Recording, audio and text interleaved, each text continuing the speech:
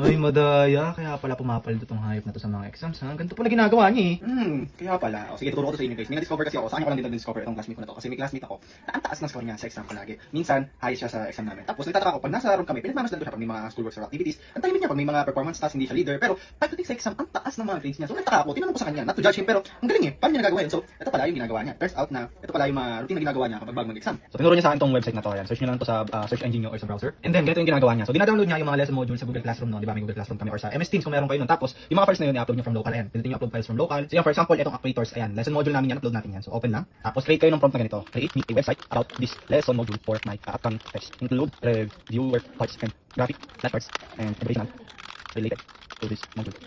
Ayan, pwede namang hindi ganito ka-exact mong gaya. Basta ang pinaka-concept, gawa kayo ng website, yan, yung prompt niya is gawa kayo ng website, may graphic flashcards, may videos, ganyan, depende sa inyo kung ano atake. Basta yun, tapos, andyan lalabas na dyan yung mga tawag dito, details. Ayun, website na yun, no? And dito makikita nyo may videos and from YouTube. Ang galing, di ba? Ginawa na ako ng website reviewer in just few minutes. Ayun, meron pa dito tayo, may types ng mga creators, hydraulic, yan, pneumatics, yan, tapos reviewer quiz, may reviewer quiz pa nga. O, di ba ang galing? Ma-refresh talaga yung utak mo, tapos mag-i-enjoy ka pa habang nag-aaral ka. Kasi pwede mo yung sagutan yan. Hindi natin alam, no? Hindi ko na alam yung mga tamang sagot. Example lang to. Pero pag sinabit mo yung quiz, makikita mo yung score. Ayun, 1 out of 5 lang ako. Ang bobo, di ba? Kaya pala pumapaldo, no? Kahit ako sisipagin ako mag-aral at magiging effective to para sa akin. Yun, try this kasi effective talaga siya. And kita nyo man, no? Talagang gumagana. So comment quiz if you want the link.